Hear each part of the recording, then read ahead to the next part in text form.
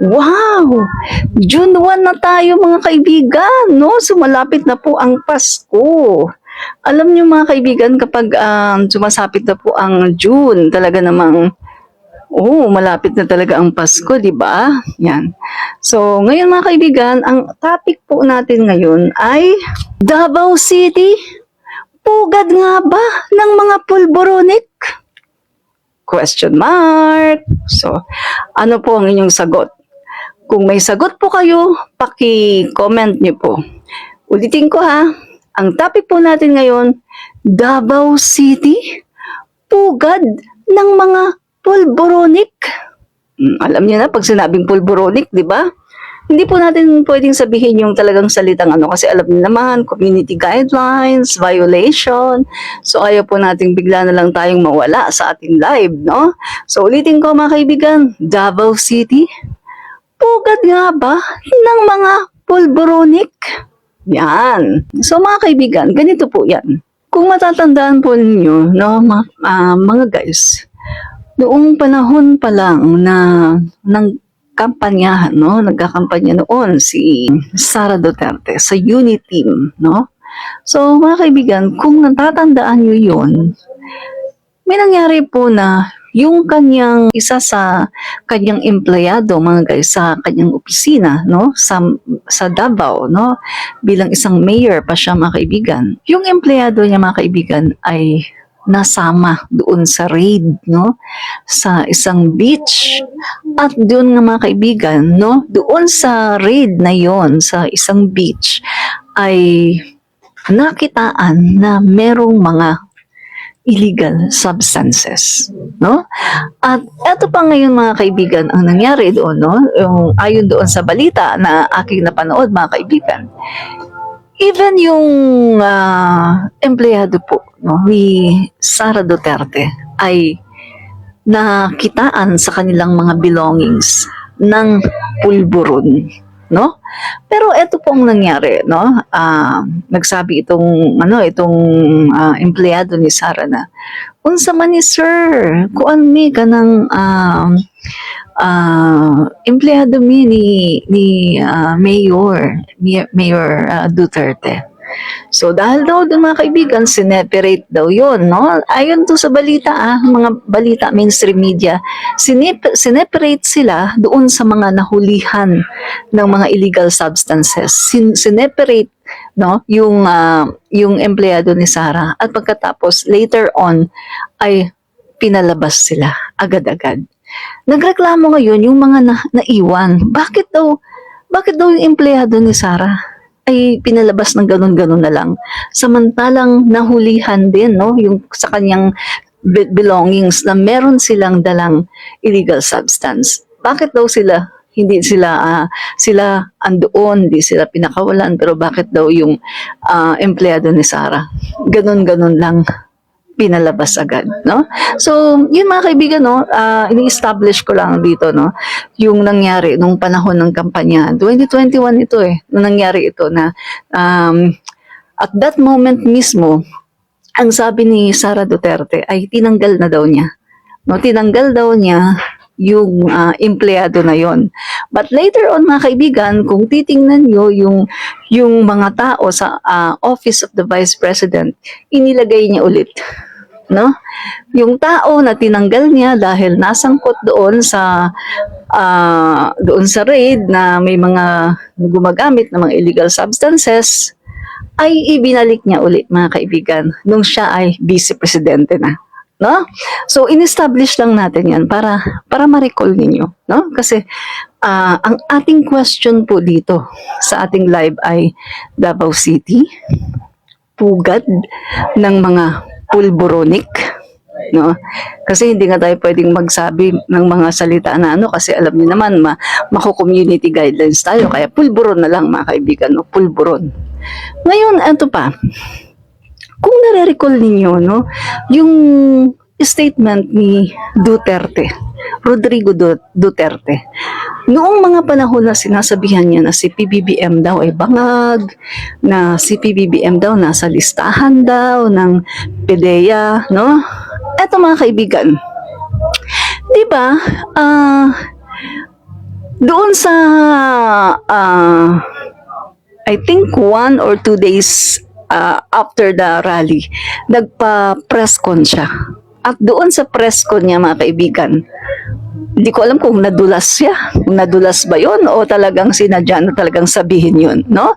Yung ano mga kaibigan, yung sinabi niya noon na wala naman daw siyang sinasabi na bangag si PBBM, no? At ang sinabi niya mga kaibigan, no, may sinasabi siya na dito nga sa Davao, marami ditong mayor na nag-cocaine. Yan. Pulboronic na lang kaya ang sasabihin ko, nagpupulboron. Kasi baka ma-community guidelines tayo, bigla tayong no. So, sinabi niya, no, mismo doon sa kanyang press con na dito nga sa Davao, maraming mayor dito ang nagpupulboron. So, yun ang pagkakasabi niya. And then, nung narinig ko yung mga kaibigan, naglaro sa aking isipan. Bakit niya sinabi na dito nga sa Davao, maraming mayors na nagpupulburon? Kung titingnan natin mga kaibigan, sino ba yung mga mayor sa Davao? Di ba yung kanyang mga anak ay mga naging mayor ng Davao? So, ibig ba sabihin nito, kasama ba yung kanyang mga anak sa nagpupulburon?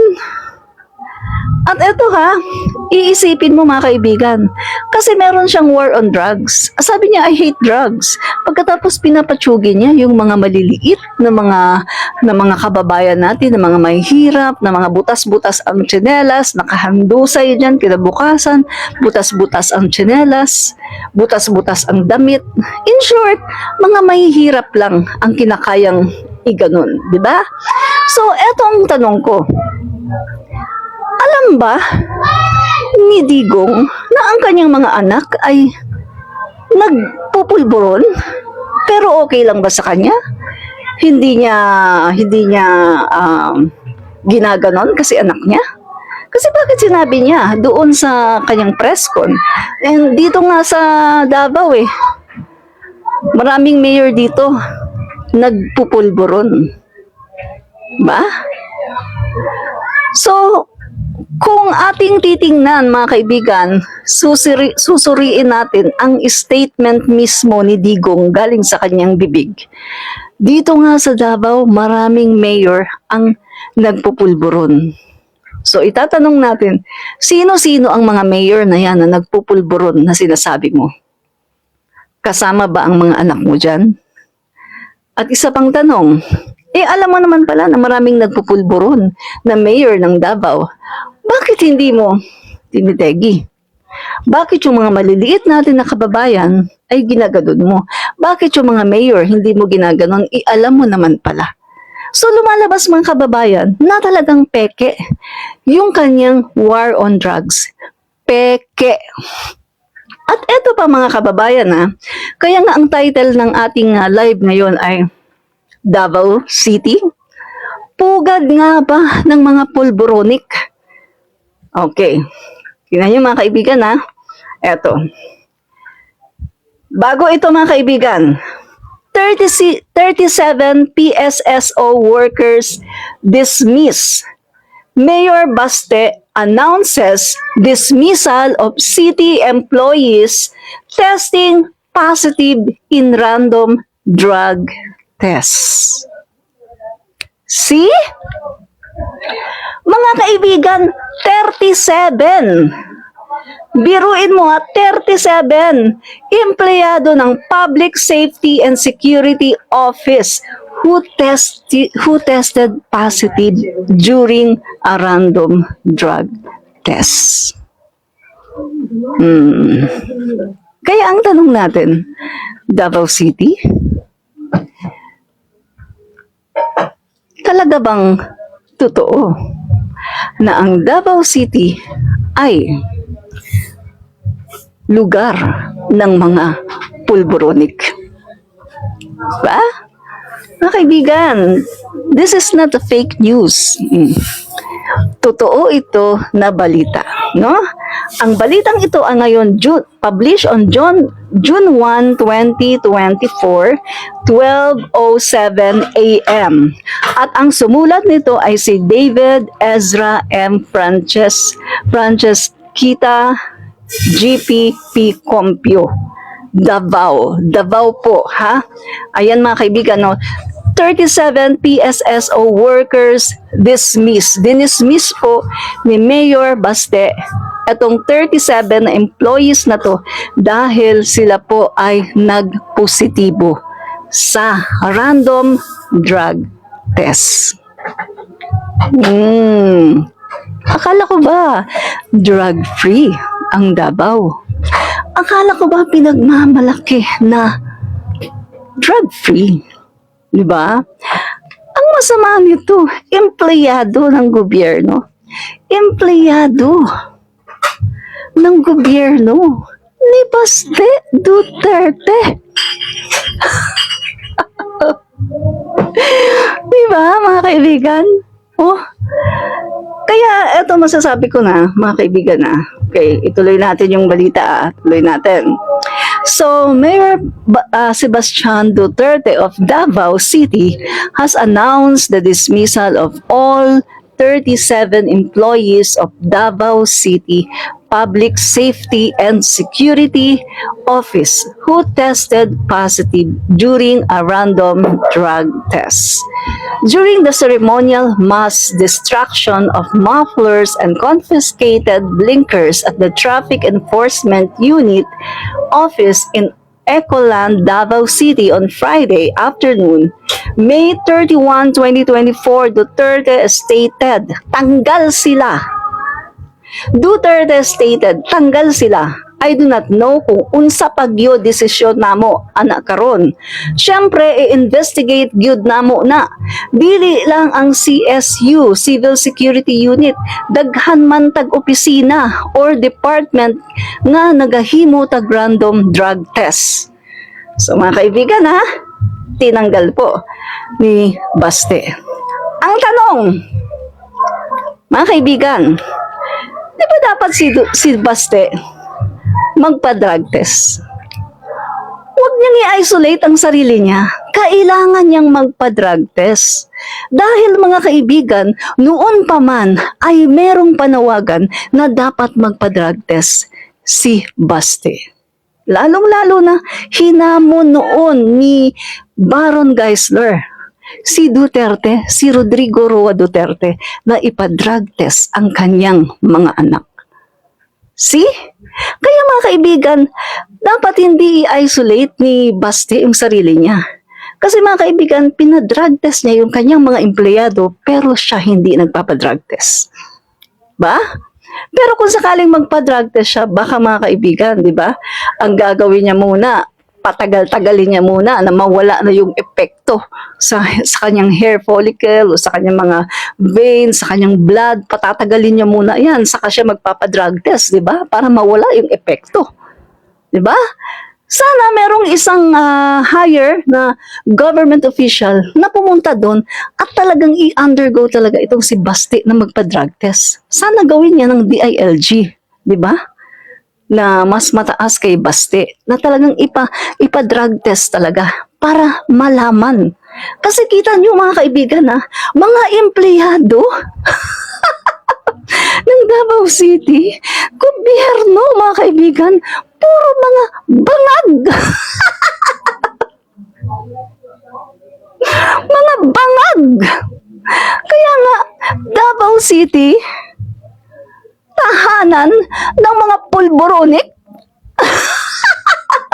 Tanong lang natin to hindi ko sinasabi na lahat ng taga Davao. Tanong lang natin to kasi mga kaibigan, kung itong mga empleyado nagkakaganito, how much more yung mga ordinary citizens? 'Di ba? Empleyado na to ng gobyerno mga guys, na kung titingnan natin, dapat hindi sila ganito Kasi dapat meron silang takot na anytime magkakaroon ng random test, ng drug test. Pero bakit wala silang takot? Kung itong mga empleyado ng gobyerno, ganyan sila, how much more yung mga ordinaryong mamamayan sa Davao?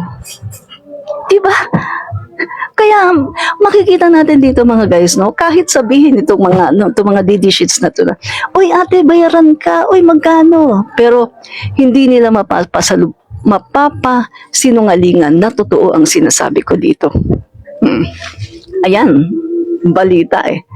Si Basti mismo ang nagsabi. Galing mismo sa Davao, galing mismo kay Basti. Basahin ulit natin dun sa mga ngayon lang. 37 PSSO workers dismiss. Yan. Mayor Sebastian Duterte of Davao City has announced the dismissal of all 37 employees of the Davao Public Safety and Security Office who tested positive during a random drug test. So mga kaibigan, dapat nang magpa-drug test din si Basti. Kasi kung nagpositibo yung kanyang mga empleyado, siya, dapat magpa-drug test din siya.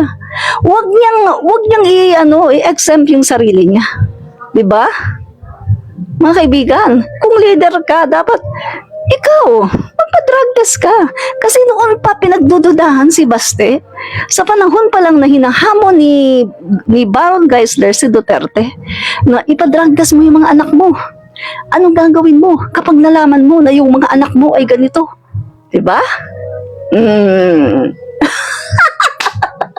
Kaya nakakatawa, no? Lahat ng mga binabato nila kay PBBM, boomerang sa kanila, nagbo-boomerang.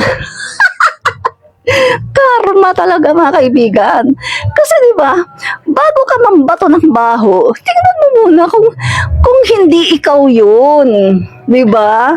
Sila naman pala yung mga pulburonik pagkatapos ibinabato nila kay PBBM. Oh, 'di ba? Sila naman pala yung pulburonik pagkatapos ibinabato nila kay PBBM, 'di ba? So ano nangyari? Oh, pahiya sila ngayon mga kaibigan. Pahiya sila. Diba? So dapat magpa-drug test na si Basti Duterte. Hindi lang si Basti, pati na rin si Pulong. Pati na rin si Pulong kasi public official siya, 'di ba? Si Basti, si Pulong. Dapat silang magpa-drug test at patunayan nila na talagang kailangan agad-agad. Huwag yung mga aabutin ng isang buwan bago magpa-drug test. Pinaghihilo muna nila yung resulta, no, yung epekto ng droga sa kanilang katawan. Huwag ganon, kailangan agad-agad magpa-drug test. Parang katulad sa ginawa ng ating Pangulo. Nung sinabi ni Duterte na mayroon tayong presidential nagko-cocaine, kinabukasan pumunta ka agad ng St. Luke's si PBBM at nagpa-drug test agad. Ganon dapat. Para talagang para kumbaga hindi nakapaglinis, no? Hindi nakapaglinis ng bloodstream, hindi nakapaglinis ng kung ano man sa katawan, no? Dapat ganun agad-agad talaga. Mga guys, dapat siyang magpa-drug test. So, kung itong mga empleyado, ganito sila, how much more ang mga simpleng mamamayan ng Davao? Mas lalo, siguro. No wonder mga kaibigan, no? Nabalitaan niyo ba yung mga nangyari sa Davao na mga krimen? Guys, nakakatakot Yung dalawang magjowa, pumunta lang ng Davao, nanood lang ng concert. Ano nangyari? Chinugi sila sa kanilang tinutuluyan na hotel. Tapos merong nag-iinuman, pagkamukat-mukat mo, nag-away dahil daw sa relihiyon. Tapos meron pa yung sa mga sound system sa mga yung mga sa kalye, 'di ba? May mga may mga kabataan na parang nagpapatugtog ng yung parang nagko-contest, pagkatapos kamukat-mukat mo nag-riot na. So makikita natin, Davao City, napakagulo. Sobrang napakagulo na lugar, mga kaibigan, at talamak na talamak ang mga pulburon sa Davao. Kaya nga yung tanong natin, Davao City, totoo nga ba pugad ng mga pulburonik? Sagutin nyo yan. Baste Duterte, sagutin mo yung tanong na yan. Totoo nga ba ang Davao City ay pugad ng mga pulburonik? Sa mga nangyaring ito, napapatunayan pugad nga talaga ng mga pulburonik. Bye! Bye po!